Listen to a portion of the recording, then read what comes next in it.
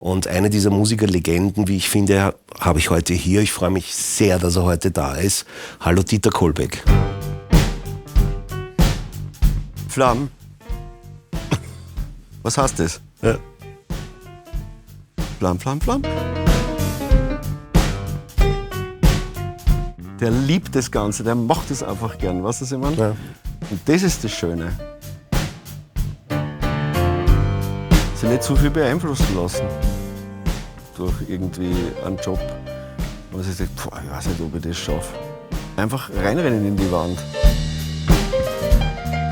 Und die Sachen, wo dann vielleicht dich unsicher machen, hernehmen und an denen stark werden einfach.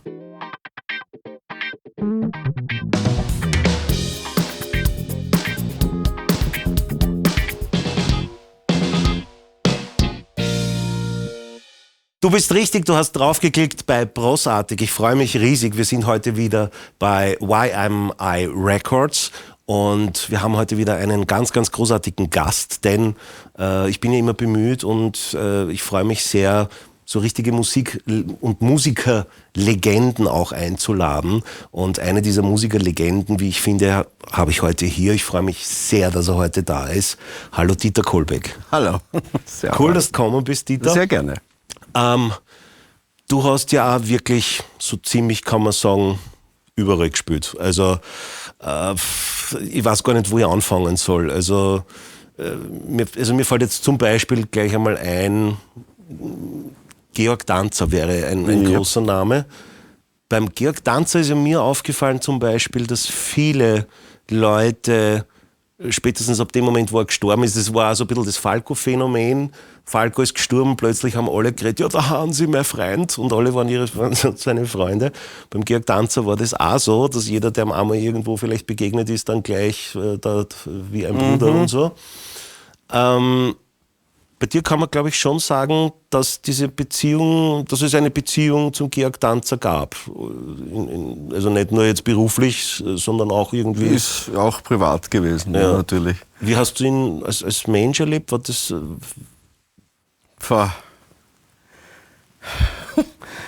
Wie beschreibt man ihn? Schwer zum Beschreiben. Wie soll ich sagen, einer, der sein Leben oder so wie er aufgewachsen ist und auch in der Musik immer versucht hat, wie soll ich sagen, wie ein Suchender halt einfach die ganze Zeit. Und was vielleicht auch dazu passt, bei einem gemütlichen Café bei ihm einmal, da habe ich gesagt, was Dieter? Ich habe dann angefangen, so Bücher zum Lesen, dass ich ein bisschen intellektueller, dass man nicht so dieses Proletenarschloch auskommt. Also hat er irgendwie versucht das hat er nicht mögen, aber hat es angenommen, dass er halt einfach aus Einfachem am Gürtel, nicht, quasi aufgewachsen und so. Da habe ich gesagt, ja, das wollte ich einfach darüber hinweg, mit dem belesen und einfach Ding. Wobei, wenn man seine Texte anschaut oder einfach den Liedern zuhört, das ist ein Wahnsinn. Das ist irrsinnige Tiefe. Ja, es ist ja ehrlich einfach, authentisch, am besten gesagt. Was ich sehr lustig finde, ist ein Phänomen, finde ich. Ich sehe das zum Beispiel am Beispiel meiner Schwiegermutter ins B, könnte man sagen. Das ist eine Volksschullehrerin, also die war Volksschullehrerin ihr ganzes Leben und so der Inbegriff einer Volksschullehrerin. Das heißt, also Scheiße darfst du nicht sagen. So, ja. Und wenn da jemand jetzt beim Familientreffen Scheiße sagt, dann, also bitte, das kannst du nicht sagen. So, ja. Eine Grand Dame einfach, ja. Natürlich. Und hat aber sämtliche Alben vom Georg Danzer. Und da haben wir das letzte Mal, weil ich musste jetzt bei einer Show spielen, eine alte Drecksau, wirst du kennen, schätze ich einmal den Song. Und da geht's ja wirklich, also das ist so richtig derb. Der Fredel, oder was? Nein. Genau, der Fredel, genau. Und da geht's ja wirklich zu und ich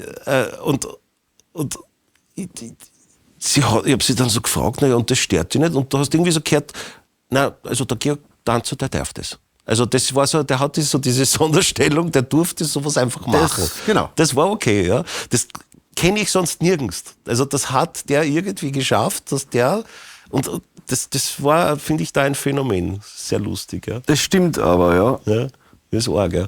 Naja, bei dir, ich habe ein bisschen, wir kennen uns ja, also das brauchen wir ja jetzt da nicht so tun, als war das jetzt irgendwie auf guten Tag oder Ja, so. genau. Nein, also wir wissen schon ungefähr, wer wir sind. Allerdings habe ich heute trotzdem noch einmal dich ein bisschen gegoogelt und geschaut, dass ich ein bisschen was weiß über deine Vita und so, was ich vielleicht so gar nicht wusste. Und da habe ich gelesen, dass du im sehr jungen Alter, wenn ich mich jetzt da nicht täusche, war es 15 oder so, irgendwas mit Fatty George zu tun hattest. So, Ja. ja, was war das genau? Weil das habe ich nicht ganz auslesen können, das habe ich nicht ganz verstanden. Naja, ich bin ja aus Bregenz Ja? und mein Onkel war Barpianist, nur kurz Ah, okay, das wusste in der Schweiz. ich. Ja. Und ich bin dann in die Musikhauptschule. Ich auch. Genau, ein Versuchszweig Ja. quasi Musikhauptschule damals. Da hat man vorsingen müssen und Ding. Und dann haben sie halt ausgewählt, musikalische Kinder, Talentierte, bla bla bla. Und der Musiklehrer, der war halt so Orchester am Inselbischkoden und so weiter. Mich hast du damit jagen können. Und dann haben wir gedacht, ja, vielleicht Gitarre, weil jeder musste dann ein Instrument lernen. Und die Oma hat genau gegenüber gewohnt, quasi neben der Hauptschule. Und da stand das Klavier vom Onkel. Und so habe ich halt Klavier gespielt. Ja. Ich wollte ja Komiker werden eigentlich, aber ist ja wurscht. Oder Maler. Ja, Komiker geht sich aber bei dir, finde ich, auch gut aus. Ja, das finde ich jetzt, Genau. was du sagst. Ja, okay. Nein, Ja. da habe ich halt Klavier erst Ja. mit 10 angefangen. Und ja, dreiviertel Jahr habe ich einen Lehrer gehabt. Ich habe es geliebt, das Klassische.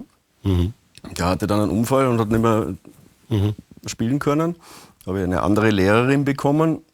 Und das sind so die Lehrer, wo du da sagst, okay, das verlierst jede Lust. Ja. Und habe halt angefangen, der Onkel hat mir einen Boogie gezeigt und dann habe ich halt so meine Sachen gemacht und eine Schulband und das ganze Zeug. Und schon Auftritte.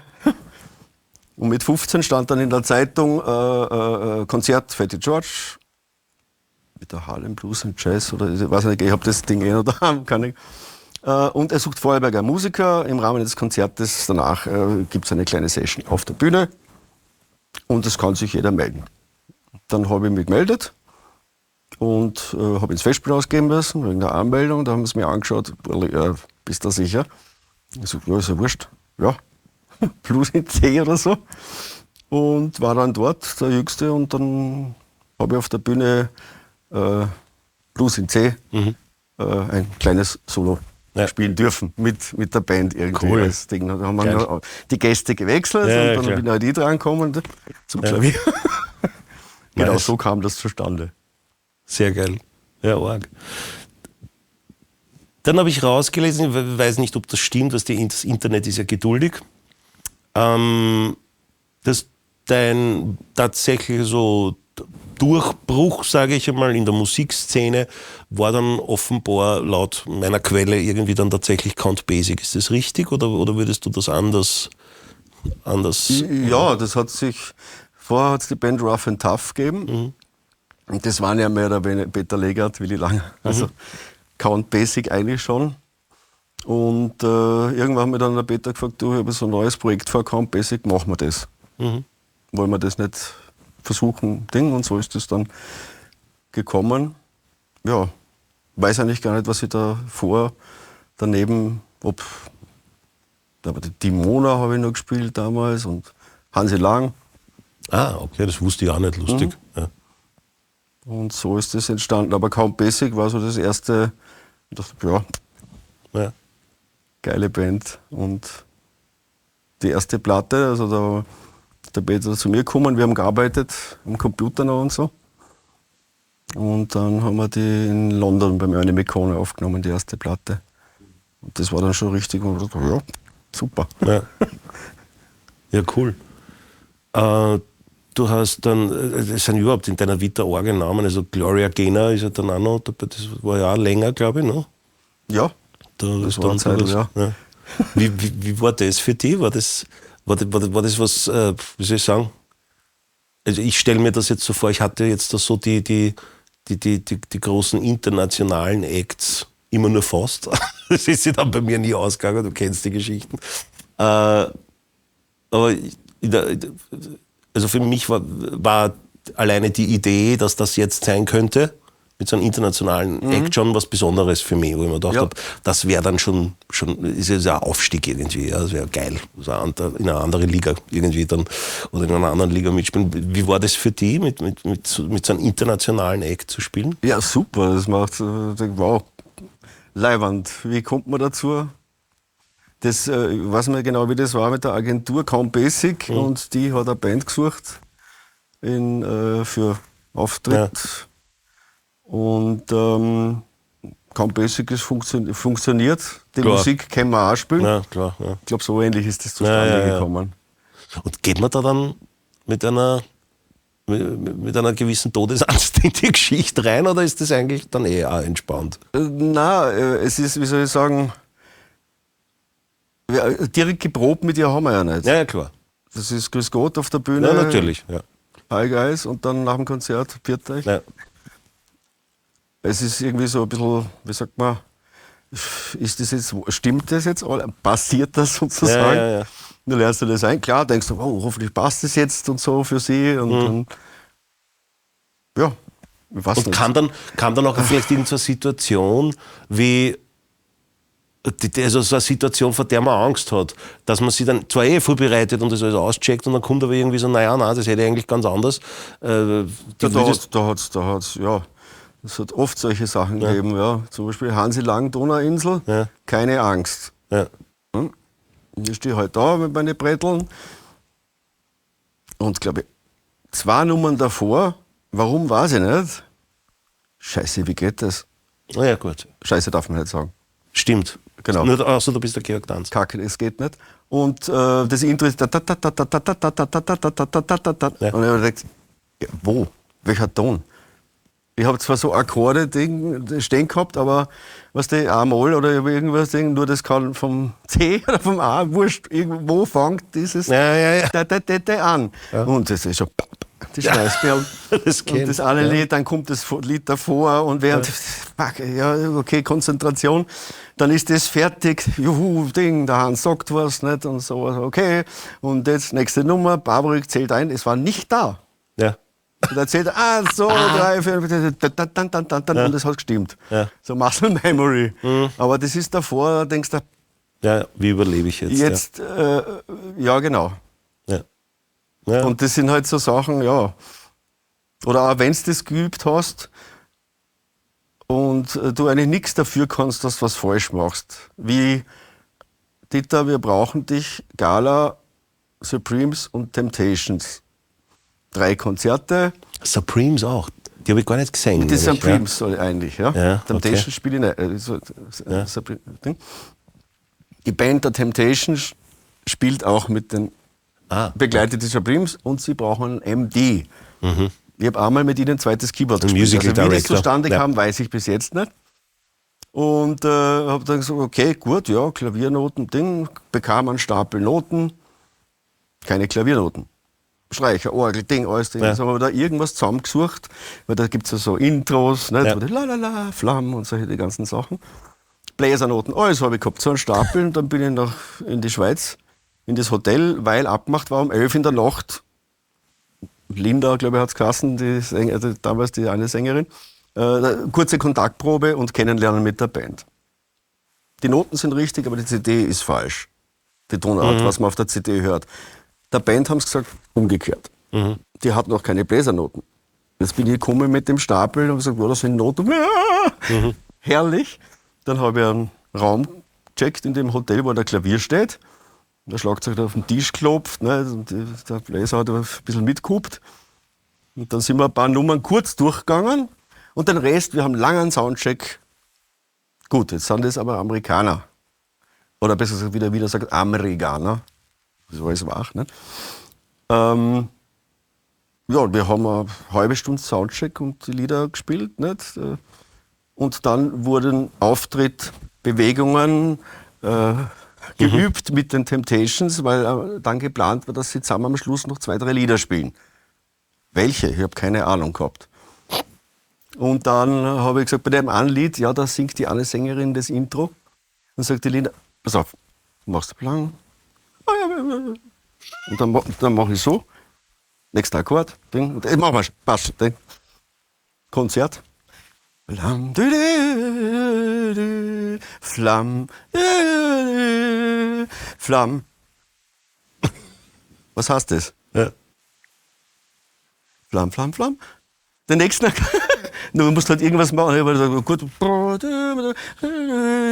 aber das könnte jetzt ungefähr da wieder sein. Und jetzt Ding und sowas. Dann hat es anscheinend wieder gestimmt. Nur du sitzt da und denkst da. Nur das ist dann schon so also so, wie sagt man, kryptisch, wie der Wolfgang immer sagt, kryptisch, dass da, wie soll ich sagen, da ist kein Platz für jetzt. Ich scheiße mir jetzt an, ich höre auf, ich habe Angst, ich gehe. Du tust einfach, weil das ist schon, ich meine, die sagt so, wir haben nichts geübt, dann triffst du das erste Mal. Das ist sowas von absurd, das Ganze. Und dann haben wir das halt gemacht und dann ist es halbwegs gut gegangen.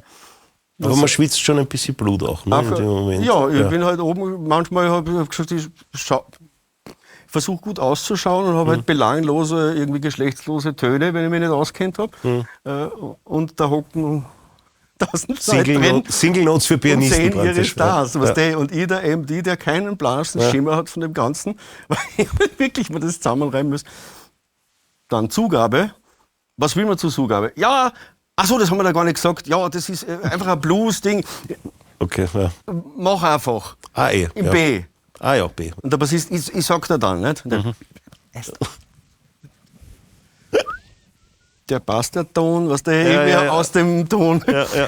Dings, Man hört halt sich so, dazu. Ein bisschen, jetzt kenne ich mich wieder aus, ein bisschen mehr und Ding, es war wurscht. Ja. Aber das sind so Sachen, wo dann irgendwann, ja, was soll passieren? Es gibt da vorher und dann nachher. Ja, Aber es hat einfach das ist schön, riesen es gibt da vorher und Spaß nachher. gemacht, Das stimmt, ja. Ja, vor allem, es ist keine Operation am offenen Herzen. Also, ja. Und sich dann 4 Stunden zum nächsten Gig am nächsten Tag neben mir sitzend, der Damon Harris, Papa was a Rolling Stone, sich dann 4 Stunden mit dem zu unterhalten und drauf zu kommen, ist das ein unfassbar lieber Mensch. Der liebt das Ganze, der macht das einfach gern, weißt du, was ich meine? Ja. Und das ist das Schöne. Und das, bei mir zumindest, ist es dann nicht so, was ich krieg dann so das Ding, ich freue mich einfach so, dass es so nette Menschen gibt, die so lange das machen und immer noch einen Spaß haben. Ja. Ich frage mich manchmal, hast du eigentlich noch Spaß, wenn du, was das hören? Ja, das finde ich jetzt auch ein interessantes. Das sind so Sachen, die... ist tatsächlich ein interessantes Thema, weil ich in letzter Zeit feststelle, ich gerate immer mehr an Musikerkollegen, die so eine Generation über mir sind. Also so, ich gehe jetzt am 50er zu schon langsam. Also so deine Generation würde ich sagen, so, du hast dann 10er mehr am Bugel circa, wo habe ich gesehen. Also du bist da ein... Ja, nein, aber vom Jahrgang her, meine ich. 65, genau, und ich bin ein 75er. Ja. Genau. Und da du keine Frau bist, kann man das ja ruhig so sagen. Jetzt hörst du aber auf. Ja, jetzt hörst du aber auf. Und ich stelle fest, dass in dieser Generation, in deiner Generation und die darüber, sehr oft Leute, die vor 10 Jahren noch anders geredet haben, auch viele Leute, auf die ich musikalisch immer sehr aufgeschaut habe, mir aber sagen, Alter, mir zahlt das ehrlich gesagt, ich will nicht mehr. Das interessiert mich nicht mehr. Und bei dir habe ich das Gefühl, das kann eigentlich nicht wirklich passieren, oder? Das ist, also für die ist das schon... Naja, bis in die Kisten hupst wahrscheinlich. Man sammelt ja doch Erfahrung. Ja. Das Nein-Sagen fällt leichter. Und damit der Spaß da. Ja. Das ist jetzt nicht, hat jetzt nichts mit der Qualität desjenigen oder derjenigen zu tun, sondern es ist einfach, da kann ich nicht das machen. Was ich will. Also, oder wo ich mich ja, genau. Ja. Das ist, vielleicht kann ich so sagen, ich spiele für mich, nicht für die Leute. Das hat schon einige Diskussionen natürlich gebracht. Aber zur Erklärung, wenn ich nicht für mich spiele, ich meine, kann es für die Leute auch nicht gut werden. Bei einer Gala schauen die Leute meistens nur mit dem Arsch an und denken, das weiß ich schon. Aber ich kann ja trotzdem, wenn ich für mich spiele, dann gehe ich nicht frustriert heim. Weil ich mir denke, okay, gut, dann, weißt du, Abendnudeln. Und wenn ich aber für mich spiele, erst dann, wurscht bei welchem Auftritt, kriegen eigentlich die Leute das, für was sie Eintritt zahlt haben. Warum sie mich buchen oder hören. Ich möchte mich ja selber überraschen. Darum probiere ich immer was aus und schaue, dass ich spiele für mich. Und dann, in Anführungszeichen, spiele ich ja für die Leute. Ja, dann kriegen sie genau die kriegen dann meine Art zu eigentlich spielen, dann kriegen sie mehr das. für das. Wie soll, oder anders, im Umkehrschluss, wie soll es den Leuten gefallen, wenn es dir selbst nicht gefällt, was du tust? Das ist sehr schön gesagt. Ja. Da kommt der Pragmatiker raus. Mit dem Ergebnis, dass auch bei solchen Galas, dann trotzdem die Leute sagen, also der Wahnsinn, das ist so, wo du da denkst, wie hat er das mitgekriegt? Ja, du hast ja gar nicht hergeschaut, du Trottel. Ne? Aber im Endeffekt... Und sie kriegen aber auch mit, wenn da die Gala-Band und die nudelt halt runter und dann geht's wieder. Ne? Ja. Aber das ist, dann wäre ich so frustriert. Ja, macht Sinn. Ja. Und deswegen so hole ich halt das raus. Es gelingt nicht immer natürlich. Nein, natürlich. Ja, aber es macht auch, glaube ich, immer ein bisschen was aus, mit wem du auf der Bühne stehst. Das merke ich zum Beispiel, wenn ich jetzt so irgendwie, bei so nennen wir es Kommerzgigs jetzt als Überbegriff, wo du irgendwo stehst, was keine Sau interessiert, bla, so. Ist es ein Unterschied, bei mir ist es dann auch oft in der Sängerposition zum Beispiel so, wenn ich jetzt gar nicht spiele, sondern eher beim Singen, dass ich, wenn ich jetzt zu einem Playback singe, dann gebe ich auch ein Ding, natürlich. Aber es ist noch einmal was anderes, wenn ich mit einer leibenden, fetten Band umspiele, dann sind wir die Leute eigentlich mittlerweile.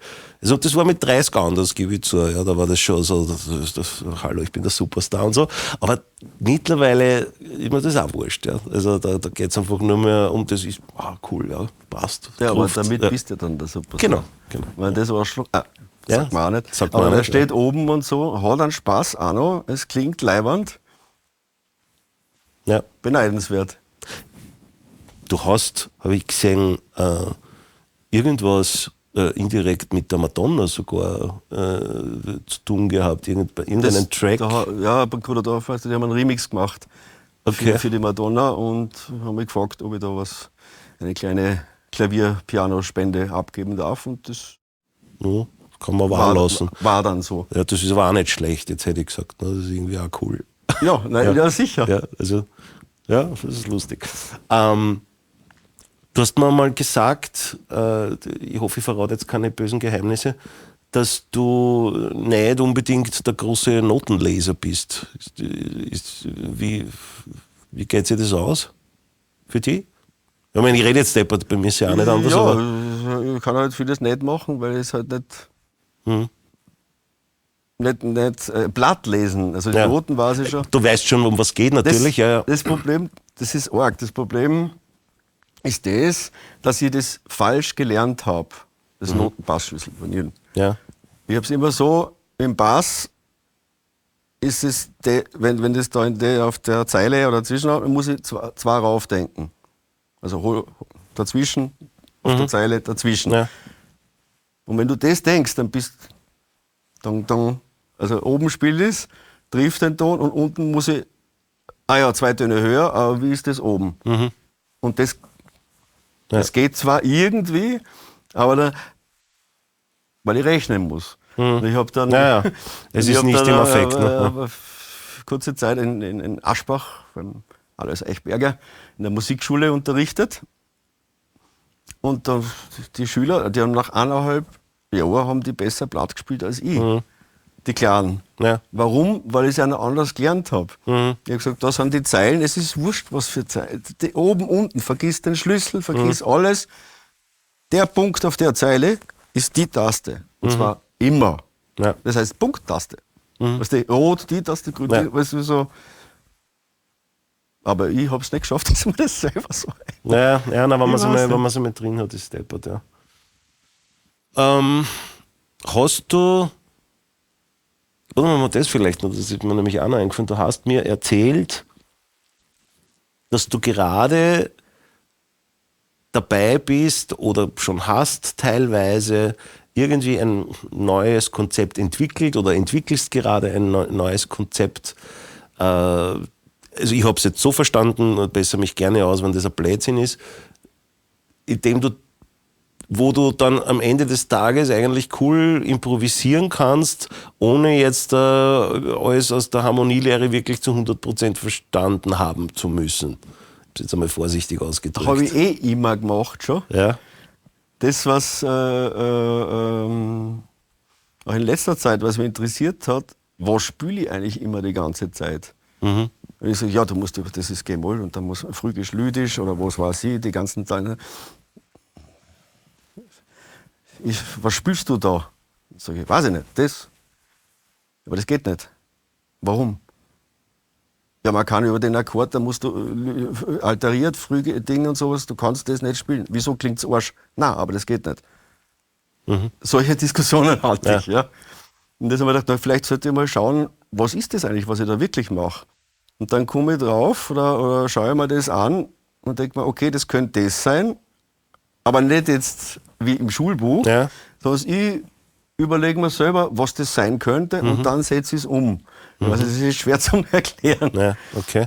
Ähm, Aber ist es am Ende des Tages was, wo man sagen kann, das könnte jetzt nicht nur dir was bringen, sondern das ist vielleicht irgendwann einmal auch jemand anderen erklärbar, so richtig, was das Leben einfacher macht? ja, möglich. Ich hab einen Schüler, Ja? der setzt die Sachen um, wo ich mir wirklich so. Echt, der geht her und der liebt es. Jetzt verstehe ich das endlich. Und ich erkläre es aber nicht nach dem Handbuch oder wie man das, sondern es ist einfach, schau dir das an, das sind die Töne, dann schau dir mal an, was für Akkorde da drauf sind, dann improvisierst du über das, dann ist das, dann kannst du aber das auch machen. Echt, hör mal zu. Du hast einfach, was weiß ich, C-Dur, alle weißen Tasten und dann hast du alle Akkorde. Ja. Ja, dann fangen wir mal an, das einfach wahllos Töne zum Drucken und hör mal, Und schau, was und dann passiert, hör mal, wo könnte es hingehen? Und dann druckst du da und oh, das ist falsch. Dann sage ich, nein, das ist richtig, hör mal. Ah ja, stimmt eigentlich, das ist eigentlich eh schön. Das Problem ist das, dass viele dann irgendwie A, C, F, und dann drucken sie irgendwie andere Töne, die, wenn man also F im Bass spielt, aber oben die, ja, schon Sinn machen. Nur ohne den Bass klingt es komisch. Ja. Also ja, dann geh halt zum nächsten Akkord, wo du wieder sicher bist. Ah ja, so kommt man da Also ich eigentlich drüber. gehe davon aus, Dieter ja, Kohlbeck verstehe. wird demnächst ein Buch schreiben oder ein Video verfassen, wo uns das alles genau erklären wird.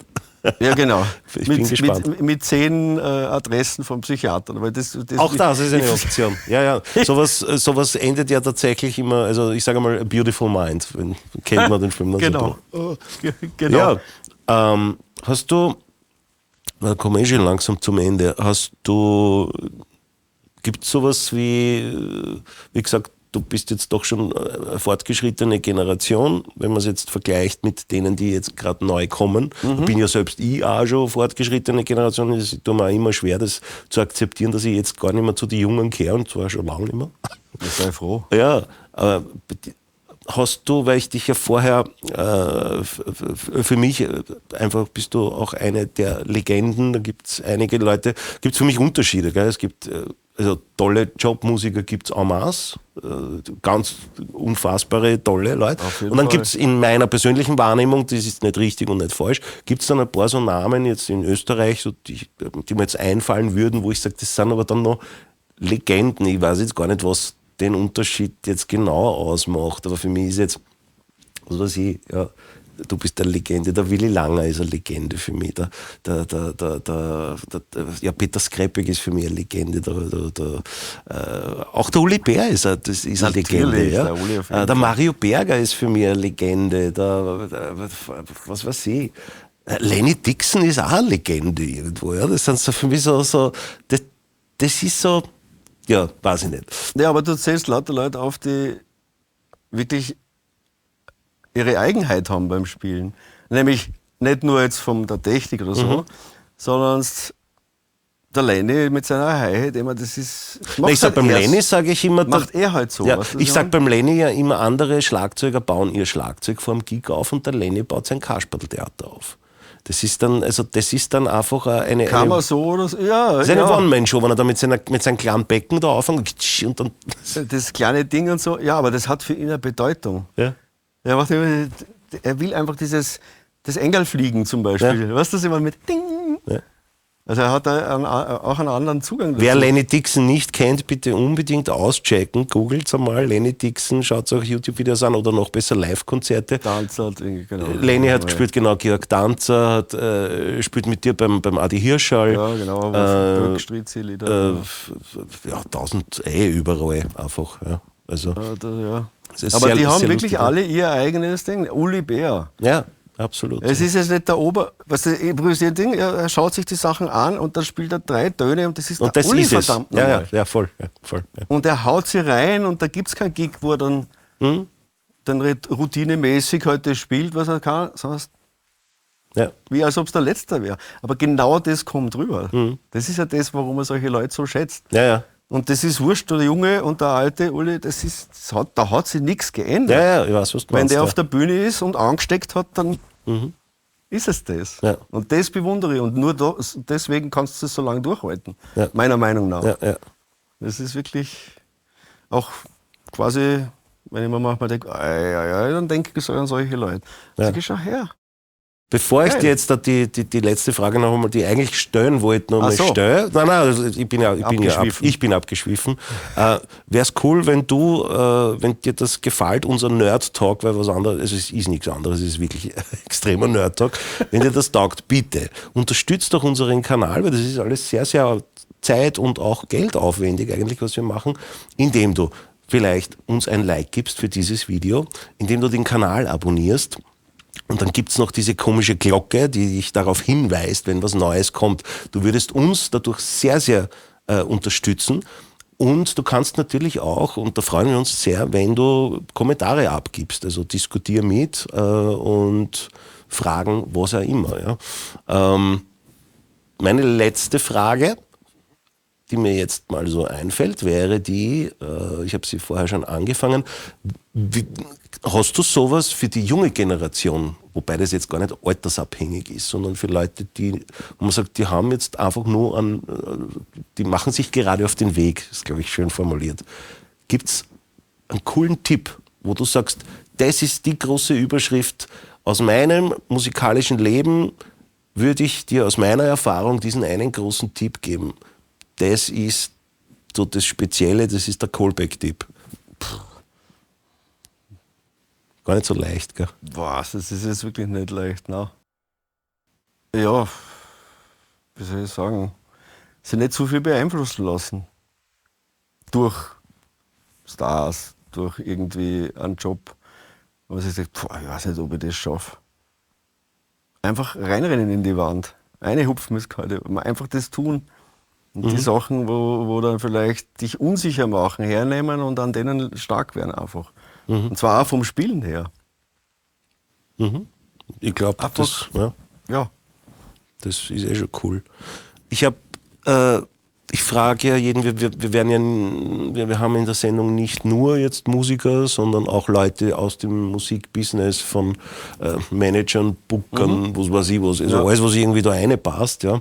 Aber bei den Musikern stelle ich dann immer so die Frage im Vorfeld, hey, hast Bock, dass wir irgendwie ein bisschen Musik machen, weil wir sind ja da bei YMI Records und wir haben da in diesem Riesenstudio alle Möglichkeiten. Es ist alles hergerichtet und wir könnten eigentlich spielen. Und ich habe dich gefragt, die Frage, die ich allen stellen, hast du Lust auf irgendeinen Song, den wir machen können irgendwie zur Zeit? Und du hast gesagt, ja, der Song, Nein, ich hab keinen. Ja, nein, Song ist Fahrt. Lass uns einfach irgendwie geigen. Ja. Genau. Und hast Lust, dass wir geigen? Ja. Machen wir ein bisschen, was passt. Weil dann, was ich cool fände, ist, ich kann dir ja auch ein paar Instrumente anbieten. Also mein Vorschlag wäre, dass ich Bass spiele. weil das ist so das Instrument, wo ich mich noch am besten auskenne. Und wo ich mit dir mitkaue, nein, eigentlich nicht, aber wo ich mich traue, dass ich nicht, also wo ich nicht so Du viel spielst Angst habe. immer nur einen Ton nach dem anderen. Ja, das ist Oder der Vorteil. gleichzeitig. Genau. Aber wie den Ton spielst, um das geht's. Ja, das ist der Punkt. Und dann würde ich auch den Konstantin, nämlich meinen Ja, Kompagnon, sehr gerne. da mit dazu nehmen, der jetzt hinten in der Regie gerade sitzt, der Schlagzeug spielt, weil dann können wir so ein bisschen, tun wir ein bisschen grooven und wenn du magst, schau und hör dir das doch nochmal an, wenn Dieter Kohlberg jetzt gleich angreift auf unserem Feurich-Flügel. Und ich sage danke, dass du da warst, war sehr cool. Und ja, gehen wir Geigen. Dankeschön. Gehen wir Geigen.